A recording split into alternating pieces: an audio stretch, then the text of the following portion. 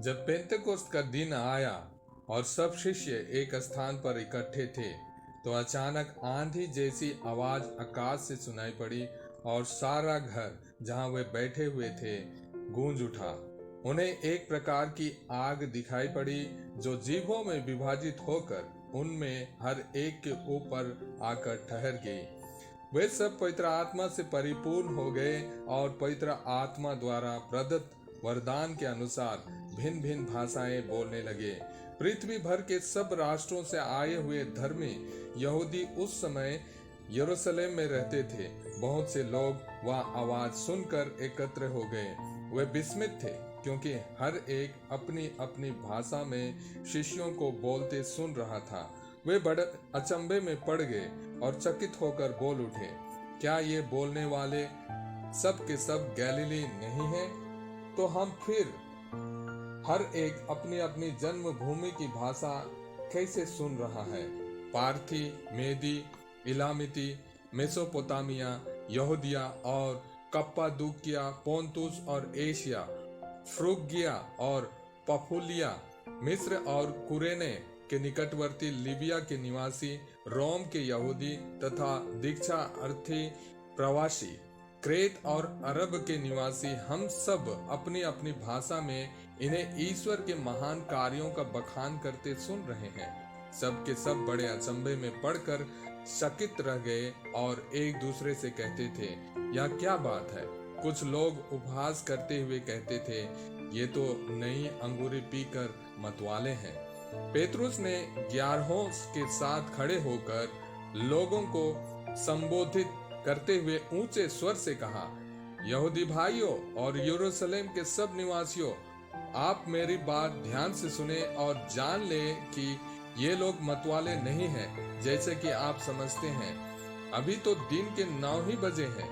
यह वह बात है जिसके विषय में नबी योएल ने कहा है, प्रभु यह कहता है, मैं अंतिम दिनों सब शरीरधारियों पर अपना आत्मा उतारूंगा। तुम्हारे पुत्र और पुत्रियां भविष्यवाणी करेंगे, तुम्हारे नव युवकों को दिव्य दर्शन होंगे और तुम्हारे बड़े बूढ़े स्वप्न देखेंगे। मैं उन दिनों अपने दास दासियों पर अपना आत्मा उतारूंगा और वे भविष्यवाणी करेंगे। मैं ऊपर आकाश में चमत्कार दिखाऊंगा और नीचे पृथ्वी पर चिन्ह प्रकट करूंगा, अर्थात रक्त और अग्नि और उड़ता हुआ धुआं। प्रभु के महान तथा प्रकाशमान दिन के आगमन से पहले सूर्य अंधकारमय और चंद्रमा रक्तमय हो जाएगा। जो प्रभु के नाम की दुहाई देगा वही बचेगा। इजरायली भाइयों, मेरी बातें ध्यान से सुने। आप लोग स्वयं जानते हैं कि ईश्वर ने ईसा नाजरी के द्वारा आप लोगों के बीच कितने महान कार्य, चमत्कार एवं चिन्ह दिखाए हैं। इससे यह प्रमाणित हुआ है कि ईसा ईश्वर की ओर से आप लोगों के पास भेजे गए थे। वह ईश्वर के विधान तथा पूर्व ज्ञान के अनुसार पकड़वाए गए और आप लोगों ने विधर्मियों के हाथों उन्हें क्रूस पर चढ़वाया और मरवा डाला है। किंतु ईश्वर ने मृत्यु के बंधन खोलकर उन्हें पुनर्जीवित किया है। यह असंभव था कि वह मृत्यु के वश में रह जाएं, क्योंकि उनके विषय में दाऊद यह कहते हैं, प्रभु सदा मेरी आंखों के सामने रहता है, वह मेरे दाहिने विराजमान है, इसलिए मैं दृढ़ बना रहता हूँ। मेरा हृदय आनंदित है, मेरी आत्मा प्रफुल्लित है और मेरा शरीर भी सुरक्षित रहेगा, क्योंकि तू मेरी आत्मा को अधोलोक में नहीं छोड़ेगा, तो अपने भक्त को कब्र में गलने नहीं देगा। तूने मुझे जीवन का मार्ग दिखाया है, तेरे पास रहकर मुझे परिपूर्ण आनंद प्राप्त होगा। भाइयों, मैं कुलपति दाऊद के विषय में आप लोगों से निसंकोच यह कह सकता हूँ कि वह मर गए और कब्र में रखे गए। उनकी कब्र आज तक हमारे बीच विद्यमान है। दाऊद जानते थे कि ईश्वर ने शपथ खाकर उनसे यह कहा था कि मैं तुम्हारे वंशजों में एक व्यक्ति को तुम्हारे सिंहासन पर बैठाऊंगा। इसलिए उन्होंने नबी होने के नाते भविष्य में होने वाले मसीह का पुनरुत्थान देखा और इनके विषय में कहा था, वह अधोलोक में नहीं छोड़े गए और उनका शरीर गलने नहीं दिया गया। ईश्वर ने इन्हीं ईसा नामक मनुष्य को पुनर्जीवित किया है। हम इस बात के साक्षी हैं।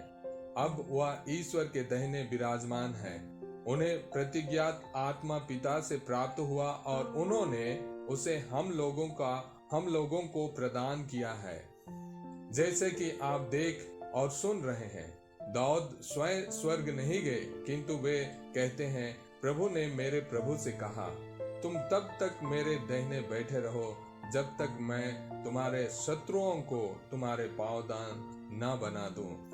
इज़राइल का सारा घराना यह निश्चित रूप से जान ले कि जिन्हें आप लोगों ने क्रूस पर चढ़ाया, ईश्वर ने उन्हीं ईसा को प्रभु भी बना दिया है और मसीह भी। यह सुनकर वे मर्माहत हो गए और उन्होंने पेतरुस तथा प्रेरितों से कहा, भाइयों, हमें क्या करना चाहिए? पेतरुस ने उन्हें उत्तर दिया, आप लोग पश्चाताप करें। आप लोगों में प्रत्येक अपने अपने पापों की क्षमा के लिए ईसा के नाम पर बपतिस्मा ग्रहण करे।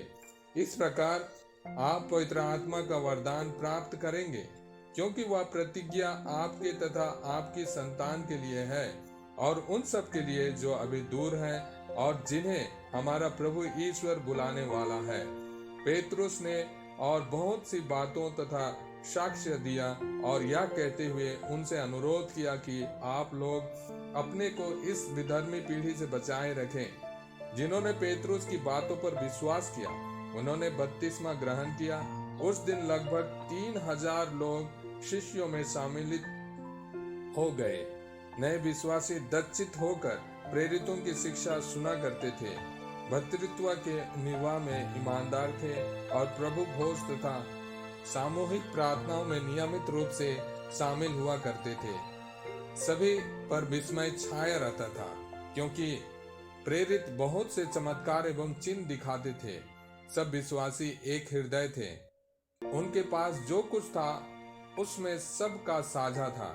वे अपनी चल अचल संपत्ति बेचते और उसकी कीमत हर एक की जरूरत के अनुसार सब में बांटते थे। वे सब मिलकर प्रतिदिन मंदिर जाया करते थे और निजी घरों में प्रभु भोज में सम्मिलित होकर निष्कपट हृदय से आनंद पूर्वक एक साथ भोजन करते थे।